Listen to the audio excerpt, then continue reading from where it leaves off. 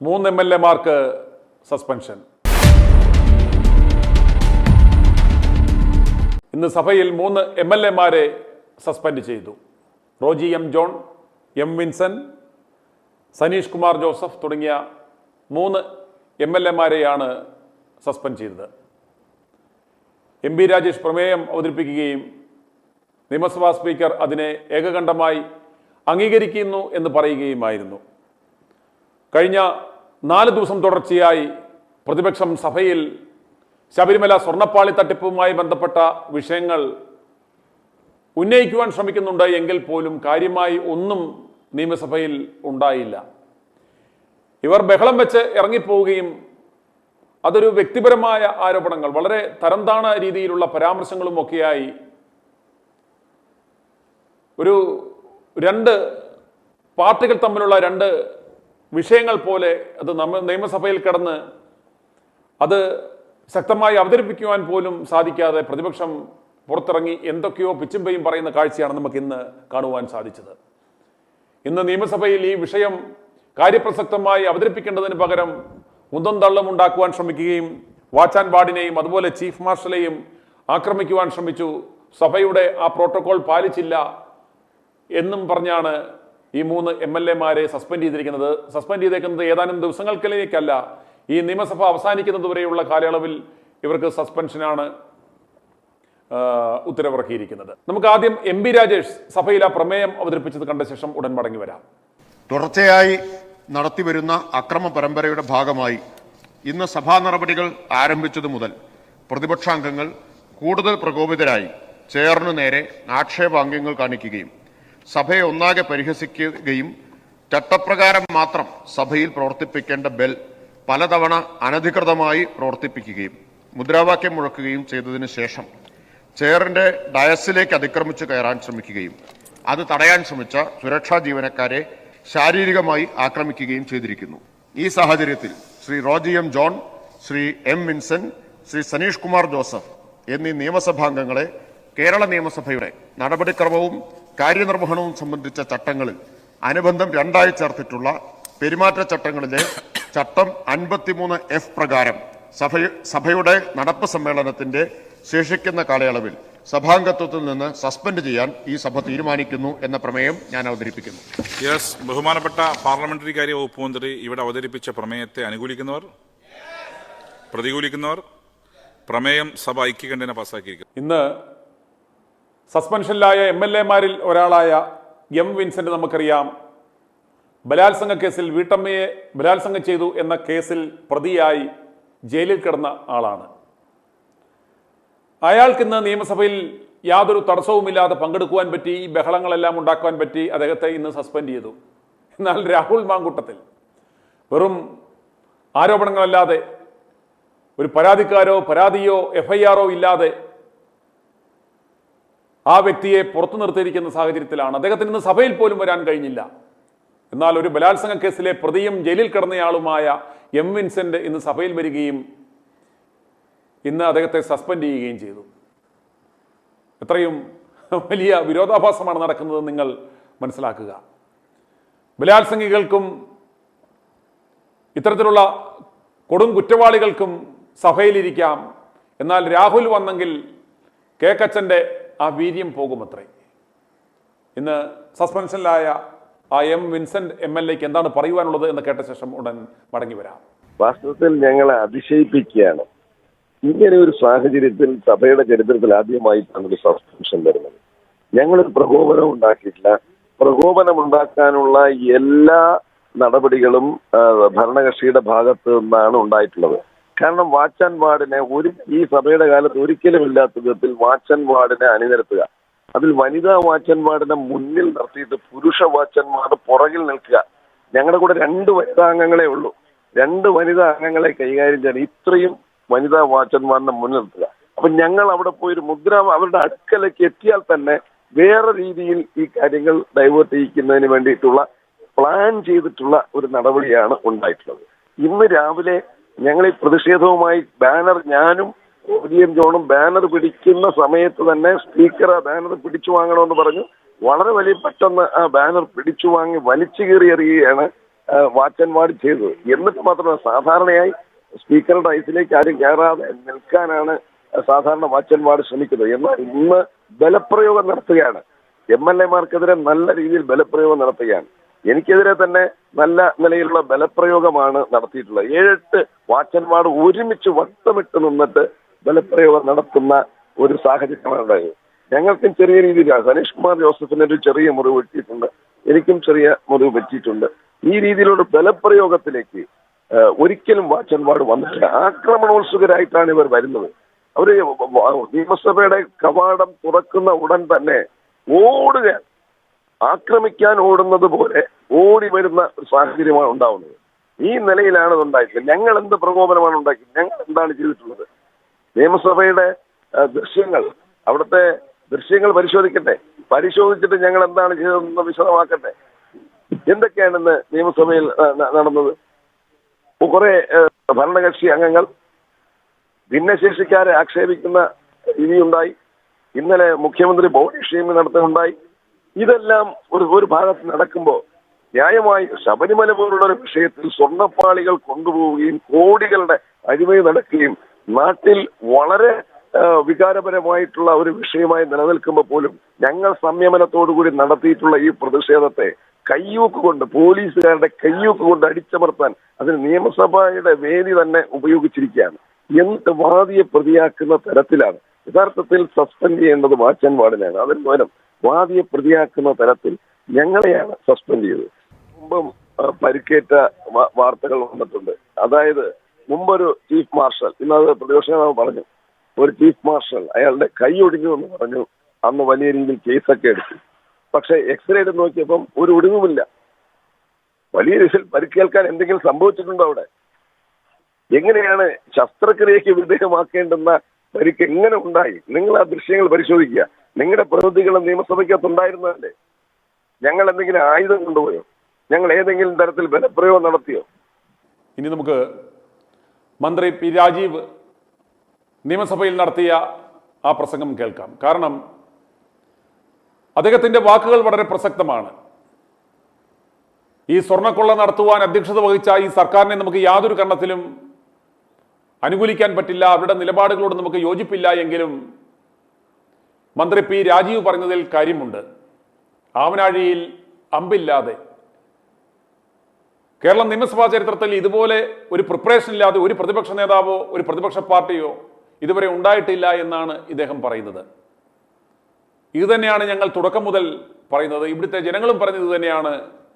ഈ വിഷയത്തെ അത് അർഹിക്കുന്ന ഗൗരവത്തോടെ പ്രതിപക്ഷത്തിന് കാണുവാനോ അത് നിയമസഭയിൽ അവതരിപ്പിക്കുവാനോ സാധിച്ചില്ല. വെറുതെ ഒച്ചയും ബഹളവും വെച്ച് അവർ നിയമസഭ സ്തംഭിപ്പിക്കുവാൻ ശ്രമിക്കുകയും ഈ വിഷയത്തിൻ്റെ ഫോക്കസ് നഷ്ടപ്പെടുത്തുകയുമാണ് ചെയ്തത്. ഇതിലൂടെ എന്താണ് സംഭവിച്ചത്? സഭയിൽ വെറുതെ കിടന്ന് ഉന്തും തള്ളും ഉണ്ടായി. ഈ വിഷയവുമായി ബന്ധപ്പെട്ട കാര്യങ്ങളൊന്നും ചർച്ചയുണ്ടായില്ല. എന്നാൽ പാസ്സാക്കേണ്ടുന്ന ബില്ലുകളെല്ലാം പാസ്സാക്കി അവരെടുത്തു. പ്രതിപക്ഷം യാതൊരു കാര്യങ്ങളും സഭയിൽ ഈ വിഷയവുമായി ബന്ധപ്പെട്ട കാര്യം അവർക്ക് ഉന്നയിക്കുവാൻ സാധിച്ചില്ല. അവർ ബഹളം വെച്ച് പുറത്തേക്ക് പോയി.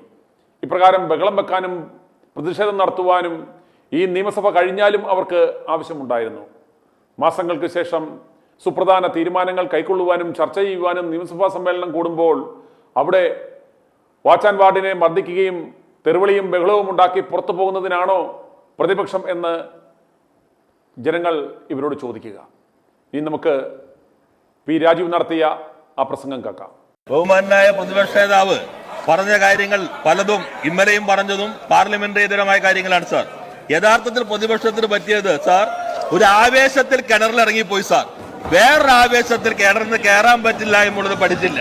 അതാണ് പറ്റിപ്പോയ ഏറ്റവും പ്രധാനപ്പെട്ട പ്രശ്നം സാർ. ഇതുപോലെ ആവനാഴിയിൽ അമ്പുകളില്ലാതെ നിസ്സഹായരായ ഒരു പ്രതിപക്ഷം കേരള നിയമസഭയുടെ ചരിത്രത്തിൽ ഉണ്ടായിട്ടില്ലേ സാർ? ആദ്യം അടിയന്തര പ്രമേയം ഞങ്ങൾ ആഗ്രഹിച്ചിരുന്നത് സാർ, ഓരോ ദിവസവും ഓരോ വകുപ്പിനെ സംബന്ധിച്ച് അടിയന്തര പ്രമേയം വരട്ടെ എന്നാണ് ഞങ്ങൾ ആഗ്രഹിച്ചിരുന്നത്. കാരണം എല്ലാ കാര്യങ്ങളും പറയാനൊരു അവസരം ഈ ഗവൺമെന്റ് ലഭിക്കുമെന്നാണ് കരുതിയത്.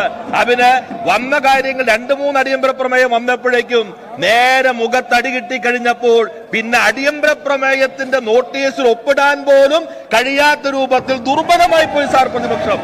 സാർ ഇവിടെ അവസാനം എന്തോ അടിച്ചുകൊണ്ട് പോയ കാര്യം പറഞ്ഞല്ലോ സാർ. സാർ ഇവിടെ എന്തോ അടിച്ചുകൊണ്ട് പോയ കാര്യം പറഞ്ഞല്ലോ സാർ.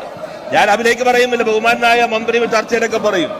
സാർ ഇത് ഇന്ത്യൻ നാഷണൽ കോൺഗ്രസിന്റെ വയനാട് പുനരധിവാസ ഫണ്ടിലേക്ക് രാഹുൽ ഗാന്ധിയിൽ നിന്ന് 2,30,000 രൂപ കൈപ്പറ്റിയതായി വി ഡി സതീശൻ പ്രതിപക്ഷ നേതാവ്, K Sudhakaran MP, KPCC president. Sir Rahul ഗാന്ധിയുടെ 2,30,000 രൂപ വരെ അടിച്ചു കൊണ്ടുപോയ ആളുകൾ എന്തായി പറയാമാണ് നാം കാണേണ്ടത്.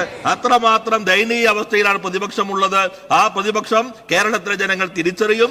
ഈ ഗവൺമെന്റ് ഈ സഭയിൽ അവതരിപ്പിക്കപ്പെടുന്ന ഏറ്റവും പ്രധാനപ്പെട്ട ഈ മാർഗത്തെ സംബന്ധിച്ച് ഏറ്റവും പ്രാധാന്യമുള്ള ബില്ലുകളുടെ ആ പ്രാധാന്യം മറച്ചുവെക്കാനുള്ള ദുർബലമായ ശ്രമം മാത്രമാണ് എന്ന് കേരളീയ സമൂഹം തിരിച്ചറിയും. അങ്ങനെ നിയമസഭയിൽ നടത്തിയ പ്രതിപക്ഷത്തിന്റെ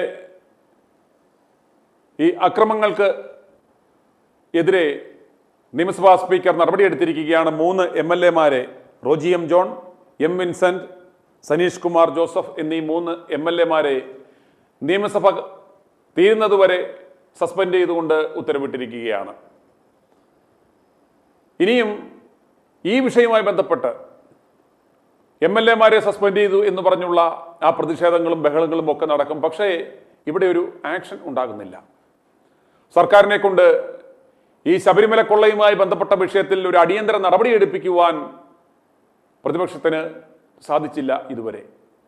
ഇതിനെ ഒരു ചീത്തവിളിയിലും ആക്രമണവും അതുമായി ബന്ധപ്പെട്ട വിഷയങ്ങളിലേക്ക് മാത്രം ഒതുക്കി ഒരു തരത്തിൽ ഇത് സർക്കാരിനെ സംരക്ഷിക്കുന്ന ഒരു നടപടിയാണ് പ്രതിപക്ഷത്തിന്റെ ഭാഗത്തു നിന്നും ഉണ്ടാകുന്നത്.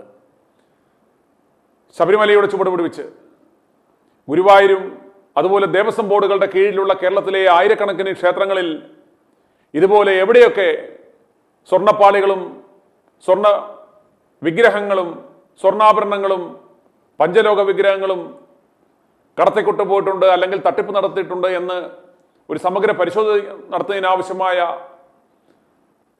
ഒരു ഉത്തരവ് സർക്കാരിനെ കൊണ്ട് എടുപ്പിക്കുന്നതിൽ പ്രതിപക്ഷം പരാജയപ്പെട്ടിരിക്കുകയാണ്. ഈ വിഷയം വിശ്വാസികളെ കൊണ്ട് ഏറ്റെടുപ്പിച്ച് ആ വിശ്വാസികളുടെ പിന്നിൽ അണിനിരന്നുകൊണ്ട് ഈ വിഷയത്തെ ഒരു ദേശീയ തലത്തിൽ ശ്രദ്ധേയമായ ഒരു വിഷയത്തിലേക്ക് എത്തിക്കുവാനും പ്രതിപക്ഷത്തിന് ഇതുവരെ സാധിച്ചില്ല. ആദ്യഘട്ടങ്ങളിൽ BJP ഈ വിഷയവുമായി ബന്ധപ്പെട്ട് യാതൊരു തരത്തിലുള്ള പ്രതികരണങ്ങൾ നടത്തിയിരുന്നില്ല. ഇന്ന് മാത്രമാണ് അവർ എവിടേക്കോ ചെറിയ പ്രതിഷേധങ്ങൾ ഒക്കെ നടത്തുന്നത്. ഈ വിഷയത്തിൽ വലിയ മൈലേജ് ഉണ്ടാക്കാമായിരുന്ന, വിശ്വാസികളോടൊപ്പം ചേർന്ന് തന്നെ ഈ വിഷയത്തിനു വേണ്ടി പ്രയത്നിക്കാമായിരുന്ന പ്രതിപക്ഷം നിയമസഭയിൽ ഇതുപോലെ ചില കോക്കാമ്പീച്ചുകളൊക്കെ കാണിച്ച് സ്വയം അപഹാസ്യരായി തീരുന്ന നടപടിയാണ്. എന്നാൽ ഈ വിഷയത്തിൽ യാതൊരു നടപടിയും ഉണ്ടാകുന്നില്ല എന്നാണ് നമുക്ക് മനസ്സിലാക്കുവാൻ സാധിക്കുന്നത്. നിയമസഭ കൂടുമ്പോഴെങ്കിലും കാര്യപ്രസക്തമായ വിവരങ്ങൾ സഭയിൽ അവതരിപ്പിച്ച് അതിനെ ഒരു നടപടിയിലേക്ക് എത്തിക്കുക എന്നതാണ് പ്രതിപക്ഷത്തിന്റെ വിജയം എന്ന് പറയുന്നത്. എന്നാൽ ഈ വിഷയം പ്രോപ്പറായിട്ട് അവതരിപ്പിക്കാതെ സഭയിൽ ബഹളമുണ്ടാക്കി MLA-മാർ സസ്പെൻഡ് ചെയ്യപ്പെട്ട് നാണം കെട്ട് പുറത്തേക്ക് വരുമ്പോൾ ഈ പ്രതിപക്ഷം എത്രത്തോളം ശക്തരാണ്, ജനകീയമായ വിഷയങ്ങൾ അവതരിപ്പിച്ച് അതിനൊരു പരിഹാരം കാണുന്നതിൽ എത്ര അശക്തരാണ് ഇവർ എന്ന് നമ്മൾ തിരിച്ചറിയേണ്ടിയിരിക്കുന്നു. ഇവിടെയാണ് യുവനേതാക്കന്മാരായ നേതാക്കന്മാരുടെ പ്രസക്തി. അവരെയെല്ലാം നിശബ്ദരാക്കി ഈ പ്രതിപക്ഷ നേതാവ് എന്ന് പറയുന്ന വി ഡി സതീശന്റെ ഒരു വൺമൻ ഷോയാണ് നിയമസഭയിൽ നടക്കുന്നതായി കാണുന്നത്. ഇനിയും നമുക്ക് മറ്റൊരു സുപ്രധാന കാര്യം നിങ്ങളുടെ ശ്രദ്ധയിൽ കൊണ്ടുവരാൻ ആഗ്രഹിക്കുന്നത്, ഇപ്രകാരം കോൺഗ്രസ് സ്വയം നശിക്കുകയും അവരുടെ യുവനേതാക്കന്മാരെ അകറ്റി നിർത്തുകയും ജനങ്ങളുടെ മനസ്സിൽ നിന്ന് അകലുകയും ചെയ്യുമ്പോൾ ഇതിൻ്റെ രക്തം ഊറ്റിക്കുടിക്കുവാൻ കാത്തു നിൽക്കുന്ന ഒരാളുണ്ട് ഇവിടെ. കുന്നത്തുനാട് കേന്ദ്രീകരിച്ച് തൻ്റെ വ്യവസായ സാമ്രാജ്യം സംരക്ഷിക്കുന്നതിനും പിണറായിയുടെ ഒരു ട്രോജൻ കുതിരയായി വർത്തിക്കുന്ന ഒരു ജട്ടി വ്യവസായി ഉണ്ട് ഇവിടെ. ആ ജട്ടി വ്യവസായി ഈ കോൺഗ്രസിനുള്ളിലെ ഈ അന്തചിത്രം മുതലെടുക്കുവാൻ തക്കം പാർത്ത് നടക്കുന്ന ഒരാളാണ്. ഇദ്ദേഹത്തിൻ്റെ ഈ ബിരിയാണി പാർട്ടിയുടെ വളർച്ച എന്ന് പറയുന്നത് അദ്ദേഹം വോട്ടുകൾ കരസ്ഥമാക്കിയതെല്ലാം മറ്റാരുടെയുമായിരുന്നില്ല, കോൺഗ്രസ് പ്രസ്ഥാനത്തിൻ്റെ വോട്ടുകളാണ് ഇദ്ദേഹം ലക്ഷ്യം വെച്ചിട്ടുള്ളതും നേടിയിട്ടുള്ളതും. അതുകൊണ്ട് തന്നെ കോൺഗ്രസിൻ്റെ വളർച്ചയ്ക്ക്, കോൺഗ്രസിനെ സംബന്ധിച്ചിടത്തോളം ഏറ്റവും ഒരു ഭീഷണിയായിട്ടുള്ള ഒരു പ്രസ്ഥാനമാണ് ഈ ജട്ടി വ്യവസായിയുടെ ഈ പ്രസ്ഥാനം എന്ന് പറയുന്നത്. ഇയാളുടെ ഉദ്ദേശം എന്ന് പറയുന്നത് പിണറായി വിജയന്റെ ഒരു ബി ടീമായി നിന്നുകൊണ്ട്, ഇടതുപക്ഷത്തിന്റെ ഒരു ബി ടീമായി നിന്നുകൊണ്ട് തൃശ്ശൂരിനപ്പുറത്തേക്കും അതുപോലെ തന്നെ പത്തനംതിട്ട വരെയുള്ള ഈ മേഖലകളിൽ പരമാവധി കോൺഗ്രസിന്റെ ശക്തി കേന്ദ്രങ്ങളിൽ വിള്ളലുണ്ടാക്കി ആ വോട്ടുകൾ തങ്ങളിലേക്ക് എത്തിക്കുക. അപ്രകാരം ചെയ്തു കഴിഞ്ഞാൽ ചോരുന്ന വോട്ടുകൾ മുഴുവൻ കോൺഗ്രസിന്റെ ആയിരിക്കും. അപ്രകാരം കോൺഗ്രസിലേക്ക് പോകുവാനുള്ള കോൺഗ്രസ് പ്രവർത്തകരുടെ വോട്ടുകൾ ചോർത്തി ഇടതുപക്ഷത്തെ ജയിപ്പിക്കുക എന്ന അജണ്ടയാണ് ഇദ്ദേഹത്തിനുള്ളത്. കോൺഗ്രസിൽ ഇപ്പോൾ നടക്കുന്ന ഈ പ്രശ്നങ്ങൾ മുതലെടുക്കുവാൻ ഇയാൾ എല്ലാ തെരഞ്ഞെടുപ്പ് സമയമാകുമ്പോൾ നിങ്ങൾ ശ്രദ്ധിച്ചാൽ കാണാം, ശ്രീനിജൻ MLA-ക്കെതിരെ കടുത്ത ആരോപണം ഉന്നയിച്ച് ഒരു ആന്റി LDF എന്ന ഒരു പ്രതീതി ക്രിയേറ്റ് ചെയ്തുകൊണ്ട് ശ്രീനിജൻ എതിരാണ് എന്ന ഒരു നാടകം കളിച്ചാണ് ഇയാൾ ഓരോ തവണയും രംഗപ്രവേശം ചെയ്യുക. എന്നാലല്ല,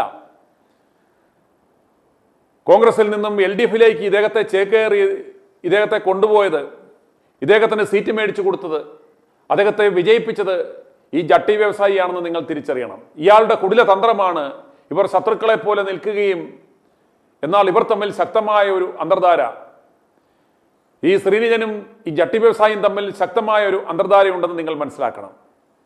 ഈ ജട്ടി വ്യവസായി ആശീർവദിച്ചതും അനുഗ്രഹിച്ചതും കണ്ണടച്ചതും കൊണ്ട് മാത്രമാണ് കഴിഞ്ഞ തവണ PV ശ്രീനിജൻ കുന്നത്തുനാട് മത്സരിച്ച് ജയിച്ചത് എന്നോർക്കണം. അതുപോലെ ആ മേഖലകളിൽ കോൺഗ്രസിന്റെ വോട്ടുകൾ ഏറ്റവും കൂടുതൽ പോകുന്നു. കോൺഗ്രസ് പ്രവർത്തകരാണ് ഇദ്ദേഹത്തിന്റെ ഈ ബിരിയാണിയിൽ ആകൃഷ്ടരായി ഈ ജട്ടി വ്യവസായിയുടെ ഈ ബിരിയാണി പാർട്ടിയിലേക്ക് പോയിട്ടുള്ളത്. ഇയാൾ ആദ്യഘട്ടത്തിൽ ഇദ്ദേഹത്തെ ഞങ്ങൾ വളരെയേറെ സപ്പോർട്ട് ചെയ്തിരുന്നു. കാരണം ഒരു സംശുദ്ധമായ ഒരു രാഷ്ട്രീയം, പാർട്ടികൾക്ക് അതീതമായ ഒരു സംവിധാനം എന്ന രീതിയിലായിരുന്നു ഇദ്ദേഹത്തിന്റെ പ്രസ്ഥാനത്തെ ഞങ്ങൾ സപ്പോർട്ട് ചെയ്തത്. എന്നാൽ ഇയാൾ എന്നോട് വെളിപ്പെടുത്തിയിരുന്നു, ഇയാൾ പിണറായിയോടൊപ്പം എല്ലാ വിദേശ രാജ്യങ്ങളിലും പോയിട്ടുണ്ടെന്നും എല്ലാ ഇടതുമന്ത്രിമാരെയും വിദേശ രാജ്യങ്ങളിൽ കൊണ്ടുപോയിട്ടുള്ളത് ഇദ്ദേഹമാണെന്നും അമേരിക്കയിൽ യാത്ര ചെയ്തപ്പോൾ എല്ലാ തവണയും ഇയാളോടൊപ്പമാണ് യാത്ര ചെയ്യുന്നതും ഇവരുടെ എല്ലാ വീഡിയോ ദൃശ്യങ്ങളടക്കം ഇദ്ദേഹത്തിന്റെ കയ്യിലുണ്ടെന്നും അതുപോലെ മുഖ്യമന്ത്രിയുടെ മകളുടെ ആ ഷെൽ കമ്പനിയിലേക്ക് വലിയ തുക ഇയാൾ സംഭാവനയായി കൊടുത്തുകൊണ്ടുണ്ടെന്നും അതുകൊണ്ട് താൻ വിചാരിച്ചാൽ മുഖ്യമന്ത്രിയുടെ മകളെ അകത്താക്കാമെന്നും ഇദ്ദേഹം എന്നോട് വ്യക്തമായി പറഞ്ഞതിന്റെ സംസാരിച്ചതിന്റെ ഫോൺ കോൾസ് എൻ്റെ കയ്യിലുണ്ട്. ഇപ്രകാരം പറഞ്ഞ ഇയാളാണ് മുഖ്യമന്ത്രിയുടെ ഒരു പരസ്യ സമ്മേളനം നടത്തി വെല്ലുവിളിച്ചിരുന്നു, എന്നെ അറസ്റ്റ് ചെയ്താൽ മുഖ്യമന്ത്രിയുടെ മകളെ ഞാൻ അകത്തിടുമെന്ന്. പക്ഷേ ഒന്നും ഉണ്ടായില്ല. ഇതൊക്കെ ഇയാളുടെ നാടകമാണെന്ന് മനസ്സിലാക്കി കഴിഞ്ഞപ്പോഴാണ്, ഇയാൾ ഒരു ട്രോജൻ കുതിരയാണെന്ന് മനസ്സിലാക്കി കഴിഞ്ഞപ്പോഴാണ് ഈ ജട്ടി വ്യവസായിയെ ഞങ്ങൾ തുറന്നു കാട്ടുവാൻ ശ്രമിച്ചത്. ഞാൻ അപ്രകാരം നിരന്തരം വാർത്ത കൊടുത്തപ്പോൾ ഈ ജട്ടി വ്യവസായി എനിക്കെതിരെ കള്ളക്കേസുകൾ, ഞാൻ ഇയാളുടെ കയ്യിൽ നിന്നും പണം ആവശ്യപ്പെട്ടു എന്നും പറഞ്ഞ് കള്ളക്കേസിന്റെ പേരിൽ കൊടുത്ത് എക്സ്ട്രോഷന്, ബ്ലാക്ക് മെയിൽ ചെയ്ത് പണം തട്ടുവാൻ ശ്രമിച്ചു എന്ന പേരിൽ എൻ്റെ പേരിൽ FIR ഇടുകയും ജാമ്യമില്ലാ വകുപ്പ് അനുസരിച്ച് IPC 384 വകുപ്പിട്ട് എന്നെ അറസ്റ്റ് ചെയ്യുവാനുള്ള ശ്രമം നടന്നു. എന്നാൽ ബഹുമാനപ്പെട്ട കോടതിയിൽ പോലീസ് തന്നെ പറഞ്ഞു ഇത് എക്സ്ട്രോഷൻ നിലനിൽക്കില്ല എന്ന് പറഞ്ഞ് ആ വകുപ്പ് പിൻവലിച്ച് ഇയാൾ നാണം കെടുകയുണ്ടായി. അതിനുശേഷം നിരവധി കേസുകൾ ഇയാൾ കള്ളക്കേസുകൾ എനിക്കെതിരെ കൊടുക്കുകയും അതുപോലെ എനിക്കെതിരെ കേസ് കൊടുക്കാൻ ആഗ്രഹിക്കുന്നവർക്ക് ഫണ്ട് കൊടുത്ത് എന്നെ നിരന്തരം വേട്ടയാടുകയും ചെയ്തുകൊണ്ടിരിക്കുകയാണ്. കോടതിയിൽ നിന്നും ഒരു ഉത്തരവും സമ്പാദിച്ചു, ഇയാൾക്കെതിരെ വാർത്തകൾ ഞാൻ കൊടുക്കാൻ പാടില്ല എന്ന്. ഈ ജട്ടി വ്യവസായി ഇപ്പോൾ ഇതാണ് സാധ്യത എന്ന് കരുതി, കാരണം തദ്ദേശ സ്വയംഭരണ സ്ഥാപനങ്ങളിലേക്കുള്ള തെരഞ്ഞെടുപ്പിൽ ഇയാൾ വിജയിക്കേണ്ടുന്നത് ഇയാളുടെ ആവശ്യമാണ്. അതുകൊണ്ട് ഇയാളുടെ ആ മണ്ഡലം പിടിച്ചു നിർത്തുവാനും ജയിക്കുവാനും വരുന്ന നിയമസഭാ തെരഞ്ഞെടുപ്പ് സമയത്ത് പരമാവധി കോൺഗ്രസിന്റെ വോട്ട് മറിക്കുവാനും ഇയാൾ സ്ഥാനാർത്ഥികളെ നിർത്തും എന്ന് പ്രഖ്യാപിക്കുകയും ചെയ്തു.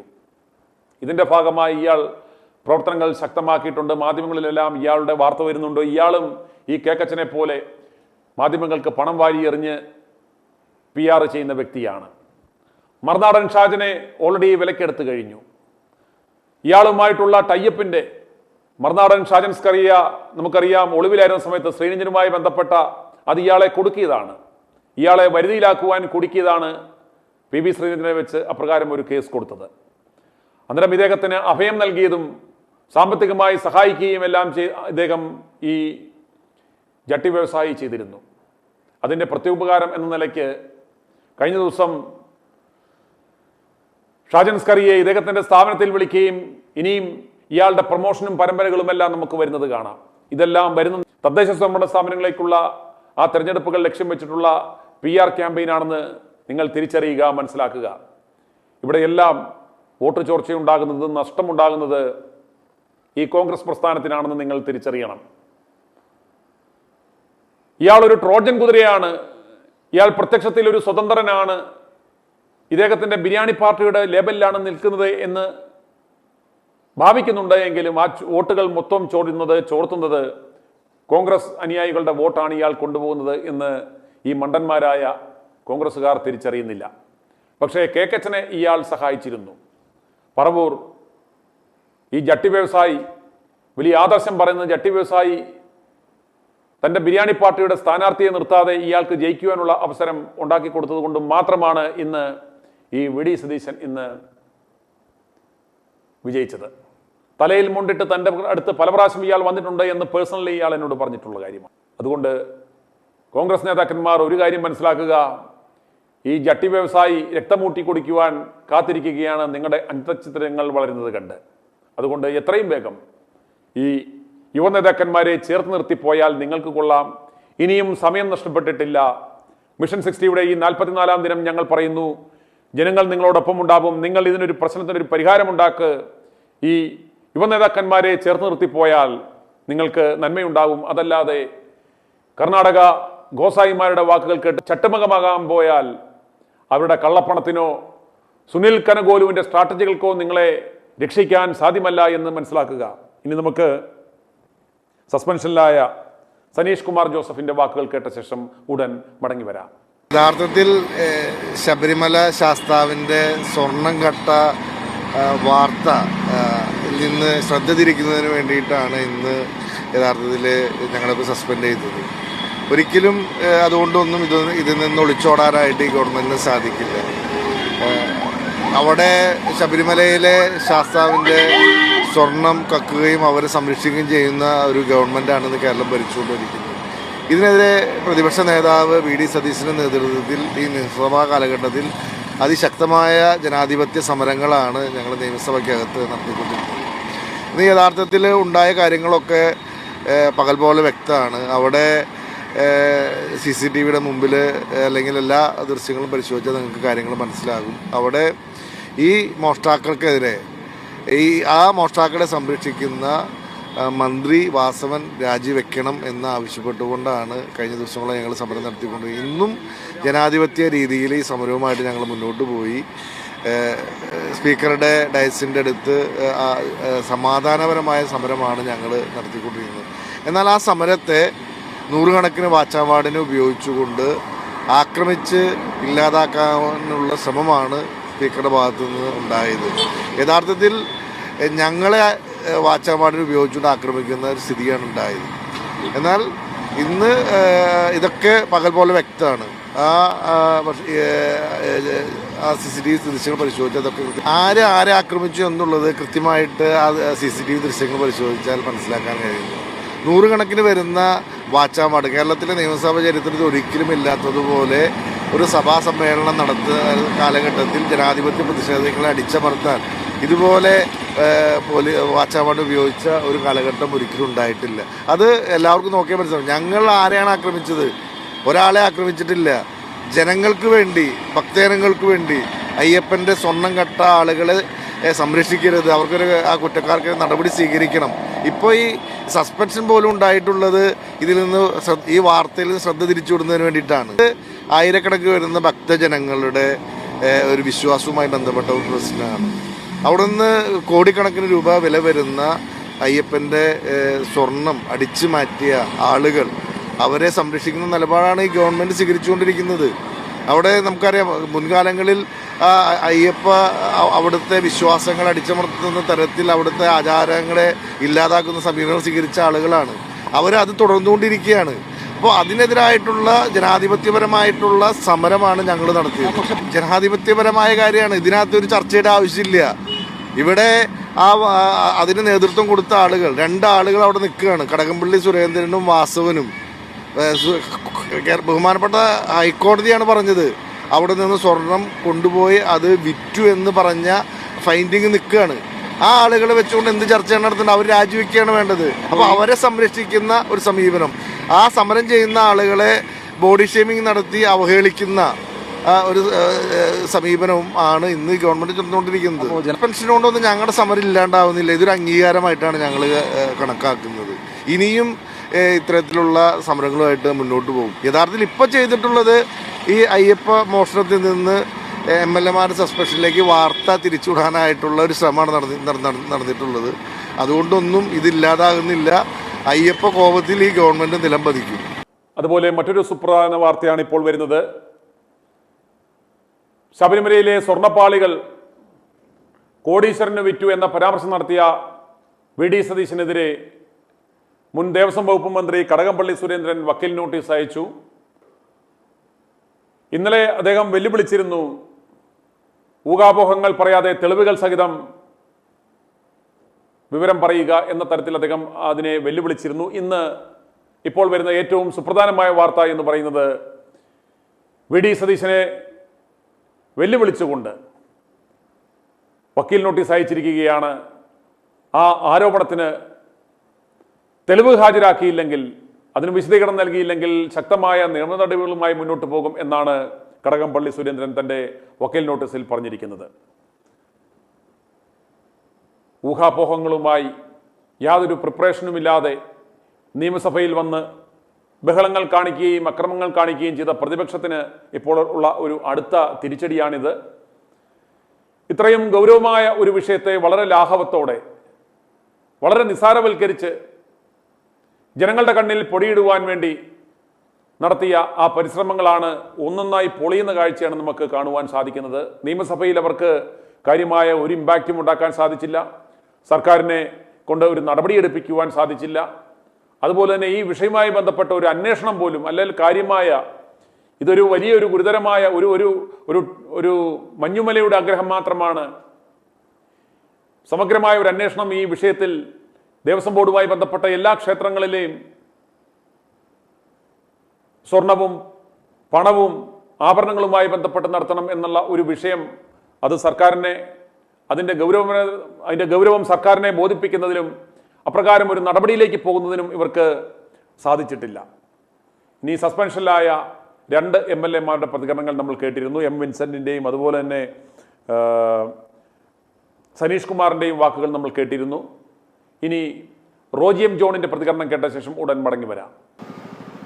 ശബരിമല ശാസ്താവിൻ്റെ സ്വർണം വരെ കട്ടുകൊണ്ടുപോയ തിരുട്ട് സംഘത്തിനെതിരായിട്ടുള്ള സമരമാണ് ഞങ്ങൾ കേരള നിയമസഭയിൽ നടത്തിക്കൊണ്ടിരിക്കുന്നത്. ഈ സർക്കാർ എന്ന് പറയുന്നത് കൊള്ള സംഘമാണ്. ഞാൻ പറഞ്ഞല്ലോ, നാട് മുഴുവൻ കട്ടതിന് ശേഷം ഇപ്പോൾ അമ്പലങ്ങളിലും ആരാധനാലയങ്ങളിലും വരെ കക്കാൻ ഇറങ്ങിയിരിക്കുകയാണ്. ആ സർക്കാരിനെതിരായിട്ടുള്ള സമരത്തിൽ, ആ സമരത്തിൻ്റെ പേരിൽ ഞങ്ങൾക്കെതിരെ എന്ത് നടപടി ഉണ്ടായാലും അത് അഭിമാനത്തോടു കൂടി, അല്ലെങ്കിൽ അതൊരു അംഗീകാരമായിട്ടാണ് ഞങ്ങൾ കാണുന്നത്. ഇനി ചീഫ് മാർഷലൊക്കെ ഞങ്ങൾക്കറിയാം എന്താണ് നിയമസഭയിൽ ഉണ്ടായത് എന്നുള്ളത് എല്ലാവർക്കും അറിയാം. ഞങ്ങൾ ജനാധിപത്യ രീതിയിൽ ഞങ്ങൾ ബാനർ പിടിച്ച്, പ്ലക്കാർഡ് പിടിച്ച് നിയമസഭയിൽ സമരം ചെയ്യുമ്പോൾ ആ പ്ലക്കാർഡ് പിടിച്ചു മാറ്റാനും സമരം ചെയ്യുന്ന ഞങ്ങളുടെ മേൽ കുതിര കയറാനും ഈ ചീഫ് മാർഷൽ ഉൾപ്പെടെയുള്ള വാച്ച് ആൻഡ് വാർഡിന് നിർദ്ദേശം കൊടുക്കുന്നത് സ്പീക്കർ തന്നെയാണ്. എന്തൊരു നാണക്കേടാ! കേരള നിയമസഭയുടെ ചരിത്രത്തിൽ ഒരു സ്പീക്കർ പറയുകയാണ് സമരം ചെയ്യുന്ന ആളുകളുടെ കൈകളിൽ നിന്നും പ്ലക്കാർഡും ബാനറും പിടിച്ചു മാറ്റണമെന്ന് പറഞ്ഞ്. അവരല്ല ഞങ്ങളുടെ മേലെ കുതിര കയറാൻ വന്നത്. എന്നിട്ട് ഇതേ വാച്ച് ആൻഡ് വാർഡും ഇതേ മാർഷലും തന്നെയാണ് ഇതിന് മുൻപൊരു സമ്മേളന കാലത്ത് സമരം ചെയ്തപ്പോൾ അദ്ദേഹത്തിൻ്റെ കൈക്ക് പൊട്ടലുണ്ട് എന്ന് പറഞ്ഞ് ഞങ്ങൾക്കെതിരെ, അതിൻ്റെ പേരും പറഞ്ഞ് ഞങ്ങൾക്കെതിരെ ജാമ്യമില്ലാത്ത വകുപ്പ് ചുമത്തി കേസെടുത്തു. ഒടുവിൽ എക്സ്റേ എടുത്തു കഴിഞ്ഞപ്പോൾ കൈക്ക് പൊട്ടലുമില്ല, പോറലുമില്ല. നാണം കെട്ട് കേസ് പിൻവലിച്ച് പോകേണ്ട വന്നു. അപ്പോൾ അതുകൊണ്ട് ഈ കൊള്ള സംഘത്തെ സംരക്ഷിക്കുന്ന സർക്കാരും ആ സർക്കാരിന് കവചമൊരുക്കുന്ന സ്പീക്കറുമാണ് ഇന്ന് കേരളത്തിലുള്ളത്, നിർഭാഗ്യവശാൽ. അതുകൊണ്ട് അവരിതല്ല ഇതിൻ്റെ അപ്പുറത്തെ കഥകളൊക്കെ മെനയും. ഞങ്ങൾക്കൊരു കാര്യത്തിൽ വ്യക്തതയുണ്ട്. ലോകം മുഴുവനുമുള്ള ശബരിമല വിശ്വാസികളെ വഞ്ചിച്ച സർക്കാരാണ്. അവിടുത്തെ സ്വർണം കൊള്ളയടിച്ച ഒരു സർക്കാരാണ്. ആ സർക്കാരിനെതിരായിട്ടുള്ള സമരം അതിനി ഇതല്ല, ഇതിനപ്പുറത്തെ നടപടി വന്നാലും ആ സമരവുമായിട്ട് ഞങ്ങൾ മുന്നോട്ട് പോകും. ഇങ്ങനത്തെ പെപ്പടാച്ചൊന്നും കാണിച്ച് ഞങ്ങളെ ആരും പേടിപ്പിക്കാമെന്നൊന്നും ഇവരാരും വിചാരിക്കേണ്ട. ഈ വിഷയം ഇതെന്താണെന്നുള്ളത് ജനങ്ങൾക്ക് മുഴുവൻ അറിയാം. ഞങ്ങൾ കേരളത്തിൻ്റെ പൊതുസമൂഹത്തിൻ്റെ ശബരിമല വിശ്വാസികളുടെ വികാരമാണ് ഞങ്ങൾ നിയമസഭയ്ക്കകത്ത് പ്രകടിപ്പിച്ചത്. ആ വികാരം പ്രകടിപ്പിച്ചതിൻ്റെ പേരിൽ എന്ത് നടപടി ഉണ്ടായാലും ഞാൻ പറഞ്ഞല്ലോ, അത് അഭിമാനത്തോടു കൂടി അത് ഈ സമരത്തിന് ലഭിച്ച അംഗീകാരമായിട്ട് കരുതുന്നു. ഇന്നും MP രാജേഷ് പല കാര്യങ്ങളും ഈ ദിവസങ്ങളിലൊക്കെ പറഞ്ഞിട്ടുണ്ട്. MP രാജേഷൊക്കെ അവരുടെയൊക്കെ സ്വയം അവകാശപ്പെടുന്നത് ലോകം കണ്ട ഏറ്റവും വലിയ പുരോഗമനവാദികളാണെന്നുള്ളതാണ്. ഇന്നലെ മുഖ്യമന്ത്രി ബോഡി ഷെയ്മിങ് നടത്തിയപ്പോൾ യാതൊരു ഒളിപ്പും കൂടാതെ നിയമസഭയ്ക്കകത്തിരുന്ന് കൈയടിച്ച ആളുകളാണ് ഈ MP രാജേഷ് ഉൾപ്പെടെയുള്ള ആളുകൾ. ഇന്ന് നിയമസഭയിൽ CPM-ൻ്റെ ചില അംഗങ്ങൾ നടത്തിയ പരാമർശങ്ങളൊക്കെ അതിനൊക്കെ ഇരുന്ന് കൈയടിച്ചു കൊടുക്കുന്ന കപട പുരോഗമനവാദികളായിട്ടുള്ള ആളുകൾ അവർ നിയമസഭയ്ക്കകത്ത് പലതും വിളിച്ചു പറയും. ഞാൻ MP രാജേഷിനെയും ഈ ആരോപണം ഉന്നയിക്കുന്ന മുഴുവൻ ആളുകളെയും വെല്ലുവിളിക്കുന്നു, വിനയത്തോടു കൂടി വെല്ലുവിളിക്കുകയാണ്. നിയമസഭയിലെ എല്ലാ വിഷ്വൽസും നിങ്ങൾ പരിശോധിക്കുക. ഞങ്ങൾ ഏതെങ്കിലും ഒരു വാച്ചാൻ വാർഡിനെ ഞങ്ങൾ ആക്രമിക്കുകയോ അല്ലെങ്കിൽ ഞങ്ങൾ അവരുടെ കൈയൊടിക്കാൻ പോവുകയോ ഒക്കെ ചെയ്തിട്ടുണ്ടെങ്കിൽ നിങ്ങൾ പുറത്തുവിട് കാണട്ടെ. മറിച്ച് നിങ്ങൾക്കുൾപ്പെടെ ഇപ്പോൾ ലഭ്യമായിട്ടുള്ള ഒരു വിഷ്വലുണ്ട്, അതിൻ്റെ ശബ്ദരേഖയുണ്ട്. അതായത് ഞങ്ങളുടെ കയ്യിൽ നിന്നും ഞങ്ങളുടെ പ്ലക്കാർഡും ഞങ്ങളുടെ ബാനറും പിടിച്ചു മാറ്റാൻ നിർദ്ദേശം കൊടുക്കുന്ന സ്പീക്കറെ നിങ്ങളെല്ലാവരും കണ്ടിട്ടുണ്ട്. അപ്പോൾ ആരെയാണ് ആക്രമിച്ചത് എന്നുള്ളത് വ്യക്തമാണ്. അപ്പോൾ അതിൻ്റെ പേരിൽ ഇനി ഞങ്ങളുടെ പേരെ കേസൊക്കെ എടുത്ത് ഞങ്ങളെ അങ്ങ് പേടിപ്പിച്ച് കളയാമെന്നാണെങ്കിൽ അതിൻ്റെ പേരിൽ ഞങ്ങൾ പേടിച്ചു എന്നങ്ങ് പറഞ്ഞേക്ക്. ഇതിൻ്റെ പേരിലൊന്നും ഞങ്ങളാരും സമരമൊന്നും അവസാനിപ്പിക്കില്ല. MLA-മാരെ സസ്പെൻഡ് ചെയ്ത വിഷയത്തിൽ ഏതോ ദൈവാനുഗ്രഹം കൊണ്ട് ഒരു പ്രതികരണം അറിയിക്കുവാൻ സണ്ണി ജോസഫ് എത്തിയിട്ടുണ്ട്. സാധാരണഗതിയിൽ സണ്ണി ജോസഫ് ഇത്തരം കാര്യങ്ങളൊന്നും ഉണ്ടാകുമ്പോൾ ഒരു പ്രതികരണവുമായി വരാറില്ല. നമ്മുടെ കേക്കച്ചനാണ് ഇത്തരം വിഷയങ്ങൾ ഉണ്ടാകുമ്പോൾ KPCC അധ്യക്ഷൻ്റെ ആ റോളും കൂടെ വഹിക്കുന്നത്. ഇന്ന് എന്തുകൊണ്ടോ ഈ കാര്യത്തിൽ പ്രതികരിച്ചില്ലെങ്കിൽ നാട്ടുകാർ എന്ത് കരുതുമെന്ന് ആരെങ്കിലും ചോദിച്ചതുകൊണ്ടാവാം നമ്മുടെ അരമന കിങ്ങിണി KPCC അധ്യക്ഷൻ സണ്ണി ജോസഫ് ഒരു ചെറിയ പ്രതികരണവുമായി വന്നിട്ടുണ്ട്. അതൊന്ന് കണ്ട ശേഷം ഉടൻ മടങ്ങി വരാം. സ്പീക്കറുടെ നടപടി തികച്ചും ഏകപക്ഷീയമാണ്. സ്പീക്കറുടെ നിഷ്പക്ഷതയെ ലംഘിക്കുന്ന ഒരു തീരുമാനമാണുള്ളത്. പ്രതിപക്ഷം ഉയർത്തിയ പ്രതിഷേധം ശക്തമായിരുന്നു, പക്ഷേ അത് അസാധാരണമായിരുന്നില്ല. ഇന്ന് ചീഫ് മാർഷൽക്ക് ഒരു പരിക്കും ആരും ഏൽപ്പിച്ചിട്ടില്ല, എല്ലാവർക്കും അറിയാം. അത് പിന്നീട് സഭ നിർത്തിവെച്ചതിന് ശേഷം സ്പീക്കർ ചേംബറിൽ പോയി നടത്തിയ ഒരു ഗൂഢാലോചനയുടെ ഫലമായിട്ടാണ് ഇല്ലാത്ത ഒരു കേസ് ഇതിനു മുൻപ് ഉണ്ടായിട്ടുണ്ട്. പ്രിയപ്പെട്ട പ്രേക്ഷകരെ, രാഹുൽ വിഷയത്തിൽ ഇവർക്ക് ഒരു തുടർ നടപടി ഉണ്ടാക്കുവാൻ പറ്റുന്ന വളരെ അനുകൂലമായ ഒരു സാഹചര്യമായിരുന്നു ഇപ്പോൾ ഉണ്ടായിരുന്നത്. പ്രതിപക്ഷം ശക്തമായി ഇത് തങ്ങളുടെ യുവനേതാവിനെ ഇല്ലാതാക്കുവാൻ ഇടതുപക്ഷം നടത്തിയ ഒരു കുൽസിത ശ്രമത്തിന്റെ ഭാഗമാണ് എന്ന ഒരു ആരോപണം മുന്നോട്ട് വെച്ച് നിലവിൽ ഈ ആരോപണ വിധേയനായ ആൾക്കെതിരെ ഞങ്ങൾ ഇപ്രകാരം ഒരു നടപടിയെടുത്തു. ഏതാണ്ട് 60 ദിവസങ്ങൾ പിന്നിട്ടിട്ടും അദ്ദേഹത്തിനെതിരെ ഒരു ആരോപണം ഉന്നയിച്ചവർ പോലും പരാതി കൊടുത്തിട്ടില്ല, തെളിവുകളില്ല, FIR ഇല്ല എന്ന സാഹചര്യം കണക്കിലെടുത്ത് അദ്ദേഹത്തോട് ഞങ്ങൾ മാപ്പ് പറയുകയും അദ്ദേഹത്തിൽ നിന്നും തിരികെ എടുത്ത പദവികൾ തിരികെ നൽകുന്നു എന്നും പറഞ്ഞ് ഈ പ്രശ്നം പരിഹരിക്കാമാഞ്ഞ ഒരു മികച്ച അവസരമുണ്ടായിട്ടും ഇതിനൊന്നും മുതിരാതെ ഇവർ ഈ തരികട പരിപാടിയുമായി പോകുന്നതിൻ്റെ റീസൺ ഞങ്ങൾ രാവിലെ ഡിസ്കസ് ചെയ്തിരുന്നു. കർണാടകത്തിലെ ആ മാഫിയകൾക്ക് കേരളത്തിൽ അവസരമൊരുക്കുന്നതിനും അവരുടെ ചുവടുറപ്പിക്കുന്നതിനും ഇവിടുത്തെ യുവനേതാക്കന്മാരെ ഇല്ലാതാക്കേണ്ടത് ആവശ്യമാണ് എന്നത് കണ്ടാണ് രാഹുലിനെതിരെ ഇപ്രകാരം ഒരു നടപടിയെടുത്തത് എന്ന് ഞങ്ങൾ കാര്യകാരണസഹിതം ഞങ്ങൾ വ്യക്തമാക്കിയിരുന്നു. മിഷൻ 60യുടെ 44-ാം ദിനത്തിൽ ഇപ്പോഴും ജനങ്ങൾ വളരെയേറെ ആവേശത്തിലാണ്. രാഹുലിനെ ഒതുക്കി ഇവിടെ കർണാടകത്തിൽ നിന്നും ഗോസായിമാരെ ഇറക്കി അവരുടെ കള്ളപ്പണം കൊണ്ട് ആ കള്ളപ്പണം ഇറക്കി സമാന മനസ്കരായ തീവട്ടികൾക്ക് ഒരുമിച്ച് ചേർന്ന് ഇവിടെ ഭരിക്കാമെന്ന് കരുതിയെങ്കിൽ നിങ്ങൾക്ക് തെറ്റി എന്നാണ് ജനങ്ങൾ ITV ന്യൂസ് റിയാക്ട് ഫോർ റൈറ്റിലൂടെ പറയുന്നത്. i2i News, an eye for truth. i2i News subscribe ചെയ്തിട്ടില്ലാത്തവർ ഇപ്പോൾ തന്നെ സബ്സ്ക്രൈബ് ചെയ്യുക. നോട്ടിഫിക്കേഷൻ ലഭിക്കുവാൻ ബെൽ ബട്ടണും അമർത്തുക.